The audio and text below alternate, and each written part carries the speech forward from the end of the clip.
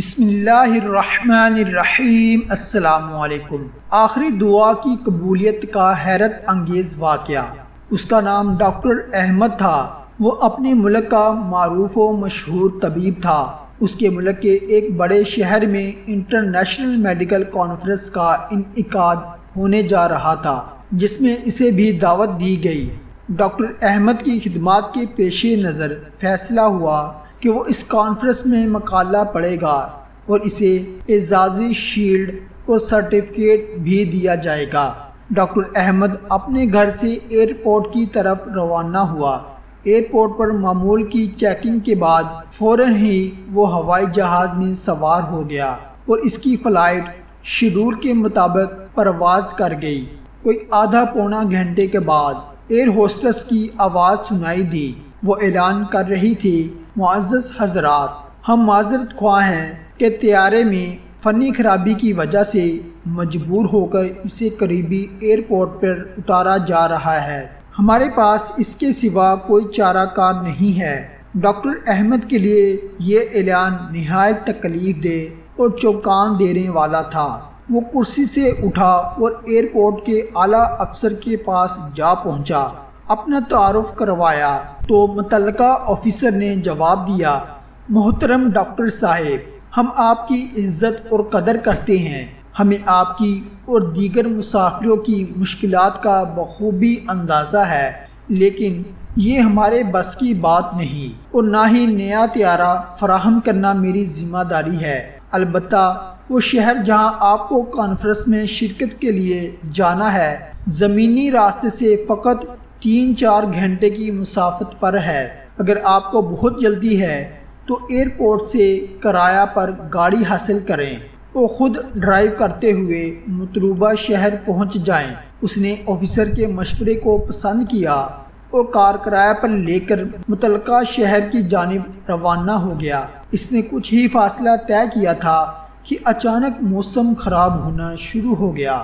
دیکھتے ہی دیکھتے زوردار بارش شروع ہو گئی، اندھیرا چھا گیا اور آہستہ آہستہ وہ راہ بھٹکنے لگا۔ اس کی گاڑی کا رخ کسی غلط سمت مڑ گیا۔ 2 گھنٹے کی مسلسل ڈرائیونگ کے بعد اسے یقین ہو گیا کہ وہ راستے سے بھٹک چکا ہے۔ بھوک اور تھکاوٹ کا احساس بھی اسے ستانے لگا۔ وقت تیزی سے گزرتا چلا گیا اور رات کا اندھیرا پھیلنا شروع ہو گیا۔ وہ ایک چھوٹے سے گاؤں کے پاس سے گزرا اور غیر شعوری طور پر اپنی گاڑی ایک معمولی سے گھر کے سامنے روک دی۔ اس کا ہاتھ گھر کے دروازے پر تھا۔ وہ اسے کھٹکھٹا رہا تھا۔ اندر سے ایک بوڑھی عورت کی نحیف و ناتواں آواز سے کہا، بیٹا جو بھی ہو اندر آ جاؤ، دروازہ کھلا ہے۔ ڈاکٹر احمد گھر میں داخل ہوا تو دیکھا کہ ایک بوڑھی عورت متحرک کرسی پر بیٹھی ہے۔ ڈاکٹر نے کہا، اماں جی، میرے موبائل کی بیٹری ختم ہو چکی ہے، کیا میں آپ کا موبائل استعمال کر سکتا ہوں؟ بوڑھی عورت مسکرا کر کہنے لگی، بیٹے کون سے فون کی بات کر رہے ہو؟ شاید تمہیں معلوم نہیں کہ تم کہاں ہو۔ ہمارے ہاں بجلی ہے نہ ٹیلی فون۔ یہ تو ایک چھوٹا سا گاؤں ہے جہاں شہری سہولتوں کا کوئی تصور نہیں ہے۔ میرے بیٹے، وہ سامنے میز پر چائے اور کھانا رکھا ہے۔ لگتا ہے تم بھوکے اور پیاسے ہو، راستہ بھٹک گئے ہو۔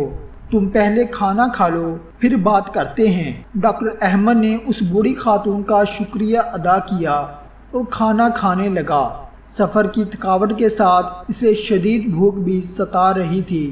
اچانک بوڑھی عورت کی کرسی کے ساتھ والی چارپائی پر حرکت ہوئی اور ایک معصوم بچے نے رونا شروع کر دیا۔ بوڑھی نے اس بچے کو تھپک کر سلایا اور اسے دعائیں دینا شروع کی۔ وہ اس بچے کی صحت اور سلامتی کے لیے لمبی لمبی عاجزانہ دعائیں کر رہی تھی۔ ڈاکٹر احمد نے کھانا کھایا اور خاتون سے کہنے لگا، اماں جان، آپ نے اخلاق سے میرا دل جیت لیا ہے۔ آپ لمبی لمبی دعائیں مانگ رہی ہیں۔ مجھے امید ہے کہ اللہ تعالیٰ آپ کی دعائیں ضرور قبول کرے گا۔ میرے بیٹے، وہ بڑھیا گویا ہوئی، میرے اللہ نے ہمیشہ میری دعائیں سنی اور قبول کی ہیں۔ بس ایک دعا باقی ہے جو میرے ضعف ایمان کی وجہ سے پوری نہیں ہوئی۔ تم تو مسافر ہو، دعا کرو وہ بھی قبول ہو جائے۔ ڈاکٹر احمد کو اشتیاق پیدا ہوا، کہنے لگے اماں جان وہ کون سی دعا ہے جو قبول نہیں ہوئی؟ آپ مجھے اپنا کام بتائیں، میں آپ کے بیٹے کی طرح ہوں، انشاءاللہ اسے ضرور کروں گا۔ وہ خاتون کہنے لگی میرے عزیز بیٹے، وہ دعا اور خواہش میرے اپنے لیے نہیں بلکہ اس یتیم بچے کے لیے ہے جو میرا پوتا ہے۔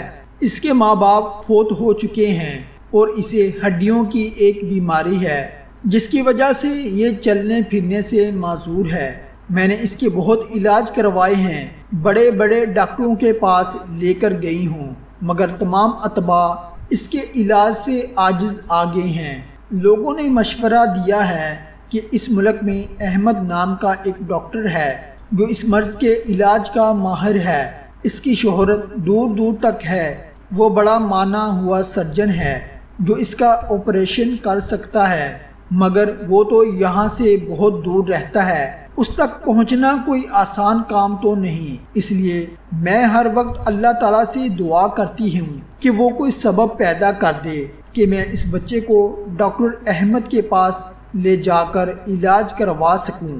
ہو سکتا ہے کہ اس یتیم بچے کو ڈاکٹر احمد کے ہاتھوں شفا مل جائے۔ ڈاکٹر احمد اپنے جذبات پر قابو نہ رکھ سکا، اس کی آنکھیں بھیگ چکی تھیں۔ رندی ہوئی آواز میں اس نے کہا اماں جان میرا طیارہ خراب ہوا، اللہ تعالیٰ نے مجھے گھیر گھار کر آپ کے گھر بھجوا دیا، آپ کی آخری دعا بھی قبول ہو چکی ہے۔